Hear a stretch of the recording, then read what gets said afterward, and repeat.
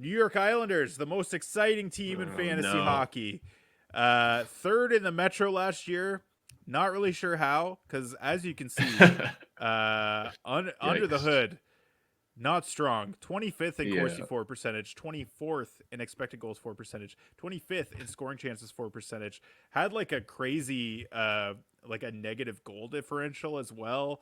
It was really shocking. Them and the Capitals. It was like, how are you even here? It's just the Metro was so bad. Yeah, they didn't I want know that that last power play spot, and like they tried their hardest to not take that to power not play to spot. Yeah, yeah they backed right into the playoffs. yeah. It was tough. Uh, a big reason though was their 5v5 save percentage was fifth in the league at 916. They got outstanding goaltending from their boys, and they are back. That's something that you can come to expect from the Islanders is really Yeah. strong goaltending. It was We'll Varlamov, talk wasn't it? I think Varlamov outperformed Sorokin last year, wasn't he?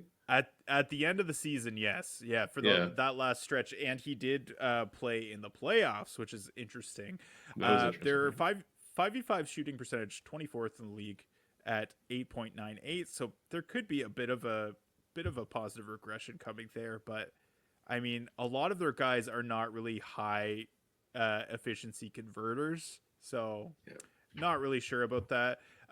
Their power play percentage was 20.3, so they're actually a decent power play, 18th in the league, and that was relatively sustainable because they do have some guys that can score now. Um, but yeah, we'll get into that. So their key departures are Cal Clutterbuck and Matt Martin. Now, obviously, uh, these guys aren't huge fantasy like guys that you're holding on your fantasy roster No. uh, full time, but that does show that there is a shift in culture for this team because Clutterbuck and Martin were kind of like They're the the OGs. identity of this team. Yeah, like they've been Yeah. around forever playing on that fourth line. They're the two highest uh they have the two they're one and two in all time hits All time. Oh, in NHL history. I've talked about that before, but it's definitely the Islanders have been known at their home rink to really hammer the hit button on the stat sheet. So whoever's collecting hits, it's maybe a little bit inflated, and that's yeah. very clear in the all time numbers. But Have these guys found yeah, another team? Are they UFAs? I believe they're both still UFAs. Yeah, Oh, okay. so very Oh, well. interesting. Clutterbuck is getting up there. They're Yeah, both getting up there in they're age, both but there. A lot of miles. yeah. And then in terms of key additions, Anthony Duclair is a big one. He's projected to slot in pretty high in the lineup, and then Maxim Siplikov, I believe that's how you pronounce it. Oof. They signed him out of Russia. There's not a ton of information that we have about him, but I will talk about him a little bit later. Um, Yeah. in terms of goaltending, uh, yeah, I mean, we've still got Sorokin and Varlamov. Sorokin had 55 starts last year, had a 924 even strength save percentage. Varlamov had 27 starts with a 927 even strength save percentage. Sorokin historically has been the volume starter here, and he's been one of the first goalies off the board. With Patrick Waugh coming in the fold, some context here. He did have Simeon Varlamov in Colorado. So there is a Right. relationship there. Right. And he showed at the end of the year that he's not afraid to run with Varlamov if Sorokin has some issues. So you Mhm. almost wonder if there is going to be a little more of a sharing of starts this season, even though Sorokin has that massive contract. Um, Yeah. there is definitely some question and definitely a discussion to be had about that. It remains to be seen. It's all Yep. speculative, but yeah, Yeah. that context with that prior relationship and with the fact that Varlamov was the starter in the playoffs, like he was. Yeah, that So says a lot right there. I definitely trust him, and that makes me think Varlamov is a pretty good zero G target if everyone else thinks Sorkin's going to get the volume starts. yeah, certainly, absolutely. Um, so in terms of schedule quirks, another 12 back-to-back team tied for 16th in the league. They have 24 off nights. That's tied for 25th. Um, And then their weeks 22 to 24 playoff schedule, they had 10 games, 5 off nights. So a decent schedule, actually, in that stretch. And then in weeks 23 to 25, they had 13 games, 6 off nights. That is the second best schedule out of any team in that stretch. So they actually are a team that you could be targeting at the end of the season. Some of their guys for their nice playoff schedule. So definitely something to at least keep in the back of your mind in draft season if you're deciding between an Islander and maybe another guy at certain points in your draft. Maybe go with the Islander just because of the playoff schedule.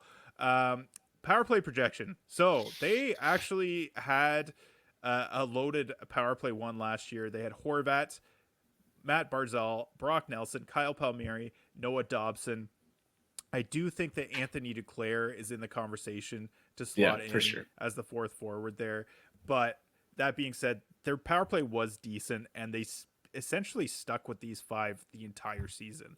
They didn't really move off of that unit. So I imagine they probably start with that, but I do think Duclair has the potential to get some time there. What do you think about Anthony Duclair? I'm excited for him. Like, this guy is being faded. You can get him as your last pick. Hold on to him for a week, see what happens, or maybe I think we'll have a better idea once training camp starts up. So his ADP might shoot up a bit from there. I definitely want to keep my eye on him. I think for a guy that's pretty much going to be on your wire, there's a lot of value in him. And Palmieri's he's not bad on the power play at all, but he's getting a little older, and maybe he's going to lose a step or two. So yeah, I like Duclair. Yeah, for sure. I'm with you there. In terms of forward projections, Bo Horvat, I've got him for 33 goals, 36 assists, 69 points, which is very nice. Beautiful. His Apples and Geno's ADP is 124.3. Yahoo ADP is 150. This is a guy that you can target if you're fading centers, and he's going to get you some pretty nice production. A guy that's really good in faceoffs. Obviously, you know him very well because of his time in Vancouver. Yeah. What are your thoughts on Bo Horvat? Is that a guy that you target in the later rounds? I always want Bo Horvat in the later rounds. He's always good value. And again, I got face-off wins in my league, and sometimes he gets 15 face-off wins a game, but you get the odd 20 face-off wins a game, and that's crushing for your opponent in a Cats league. And I think a lot of people forget this guy's a consistent 30-plus goal scorer, which is pretty damn valuable, especially for a center you get that late. And, he throws the body. He can block a puck here and there. I like him. I like him a lot. And he will be playing on by far the best line on this team. Yeah. Anthony Duclair, we just mentioned him. Excuse me, just 1 second. Yeah. I just had a burp. So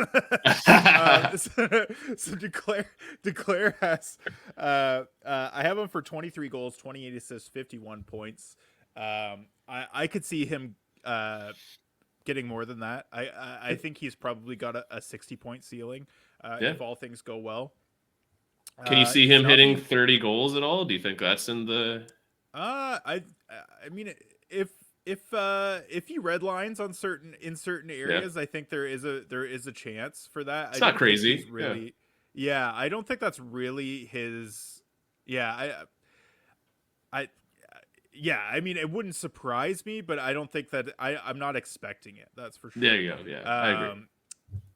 And his Apples and Geno's ADP is 240, and he's not being drafted in Yahoo. So that's a guy that is definitely a guy that you could take a shot on at the end of your draft for sure. Yeah. Matt Barzal, I got to eat a little bit of crow here because I was chirping Blake earlier in the offseason for how high he was on Matt Barzal. And then I did my projection and it actually came out like pretty crazy. So I have him for 28 goals, which would be a career high, 61 assists and 89 points, which would also be a career high. I've got his shot rates and his shot totals took a huge they went up significantly last year. And it's something that's an area that he was not really strong with. did that happen like as soon as Patrick Waugh got hired? Is that a product of Waugh's coaching system? Do you know? I don't think so. I think it was just a change in his game last year. Like Okay. it was kind of an across the board thing. Okay. So I don't know if someone last offseason told him to shoot more. He Yeah. is kind of a low percentage shooter. Like he's not very high efficiency. Like I don't think he has a very good shot. That's why I still have him for 28 goals. But the fact that he has increased his shots, I do like his environment with Anthony Duclair. He seemed to find a nice little home on the wing with Bo Horvat, and yeah, he's gonna play a ton of minutes. So I like Matt Barzal. In Apples and Geno's leagues, he's getting drafted at 77.4. In Yahoo, 71.5. I do Yeah. think there's maybe a bit of value there for Matt Yeah. Barzal. Totally. I like him. He's his ADPs have increased from previous years, but I Yeah. do think that there's something there for him. Totally. Yeah. Yeah. I mean, I remember last year I was picking him up from the wire in the beginning, but my dumbass didn't hold him because I thought he was the same old Barry Trotz Matt Barzal who's not going to really do much, but yeah, he definitely stepped it up last year, and yeah. Yeah, I'll admit I wasn't really paying close enough attention to Matt Barzal How, last year. how can I blame you? It's the Islanders. Fuck them. Yeah. Brock Nelson, my boy. This is a guy that is perennially under the radar. 33 Yeah. goals, 35 assists, 68 points. That's what I have him for. And that's basically what he's been at for the last 3 seasons. Yeah. But yet Consistent. his ADP is still 155.4 in Yahoo leagues. That's crazy. 155.5 in Apples and Genos. So even then, still pretty low. But this is a guy that just does his thing every year. Doesn't matter where he plays in the lineup. Yeah. He's getting 35 goals and pushing 70 points every single year. And to get that at 155 is Oh my god, just great. insane value. You're gonna he's a guy last year that I locked up in almost every single league, and that was huge. It was huge. Yeah. So Yeah. I love that guy. He's awesome. I think it was Blake who mentioned that he never liked him because he looks like a grouchy old dude on his display picture. I think there's some merit to that. You look at his display picture on Yahoo and you're just like, I'm good. This guy looks boring, but he always gives you 30 plus goals. He gets great deployment, and he's constantly a value at drafts. I think even if you're not fading centers, just pick him up, see where it goes, right? Yeah, 100%. Kyle Palmieri got some power play time last year. He popped a little bit. I have him for 26 goals, 29 assists, 55 points. He's not really being drafted in Yahoo leagues, and in Apples and Genos, he's at 223. There is a little bit of value here. He hits a bit, and shoots a reasonable amount. So I do think Palmieri is a guy that is probably a fringe roster player, probably more of like a top end streamer in most leagues. And then Anders Lee is a guy that, he in previous years he'd played on the power play, but he got moved off of the power play last year pretty much permanently. I don't see him getting moved back on there. I have him for 26 goals, 15 assists, 41 points. And I see him getting moved down the lineup. He did get some opportunity on the top line with Horvat and Barzal last year. I don't with Duclair in the mix. I just don't see that being much of a thing this year. Yeah. So I think Anders Lee's fantasy value is probably at an all-time low.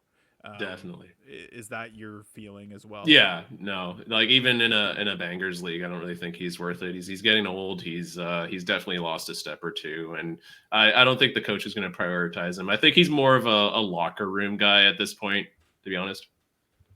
Yeah, he's the captain. Yeah. So I hope so.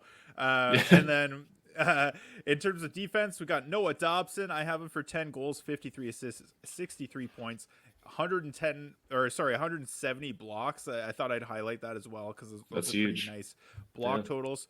This is a guy that I think redlined in some areas last year. He had over 70 points. I don't see that happening again.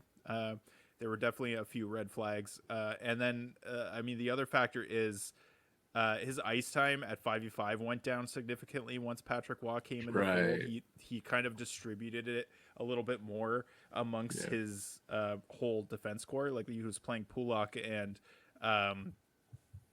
why do I always forget Pelech?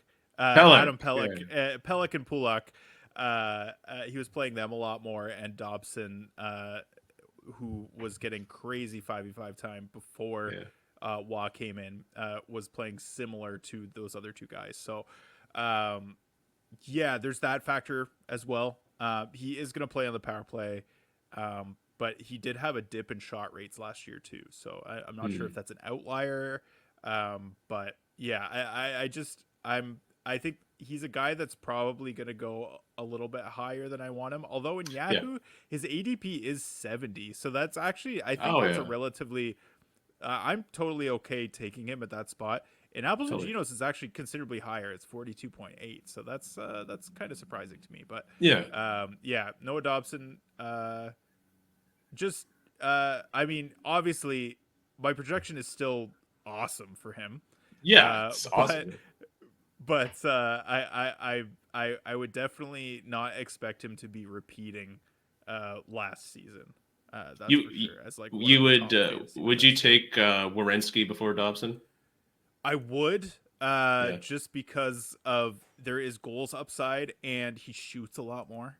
And then similar block totals. Like I actually do have Werenski projected for more in almost every category than Noah Dobson. Okay. So, I definitely would be taking Werenski first. And then Ryan Pulak, I projected him as well. He doesn't have a ton of fantasy value anymore, but he does get some peripherals. I have him for 6 goals, 20 assists, 26 points, 140 hits, 195 blocks. If he stays healthy, he's a guy that you could play on the bottom of your roster in a Bangers Cats league. That's about it. Or like a high end streamer. So my punt, Anders Lee, he's not really getting drafted, so I don't think any of you are probably drafting him. It's not really a hot take. And then my sleeper is Anthony Duclair. Is there anyone else that you see as a sleeper? There is a conversation for Maxim Siplikov. Like, is that a guy that you're looking at? I'm gonna be honest. I have no idea who that is. This team is so. I'm so not into this team, and I've tried watching their games. I'm just on my phone the entire time. So I do. I don't know. What's your opinion on? Do you think he could, crack some decent deployment here? Yeah, so the deployment situation, I think, could be good for Siplikov just because there's not a ton of offensive talent on this team. He had 33 goals and 50 points in the KHL last year in 70 some odd games. He did have a 19.5 shooting percentage, I figured out. And his previous career high before last year was 10 goals. So I'm not really sure what to expect from this guy and what they expect out of him, but I do think that there is an opportunity for some good deployment. So he's certainly a guy to watch. I don't know that I expect a ton out of him, to be honest, but there's just really not a lot of information. He's 25 years old, so still fairly young.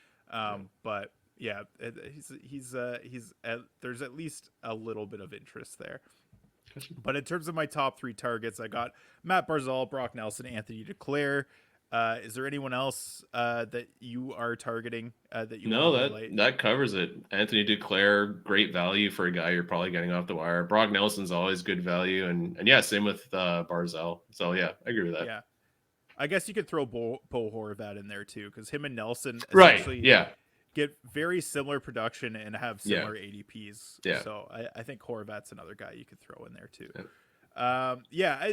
I've said this about the Islanders, like, they're unexciting, but that kind of makes them a team where you can target value. Like, unexciting teams are teams that you can target value. Absolutely. Like, because these guys are going to be strong for your fantasy team. Yeah. Oh, and Varlamov. I'm definitely gonna use Varlamov as a 0G target. Interesting. Yeah, for sure. Yeah, that's a situation to watch, definitely.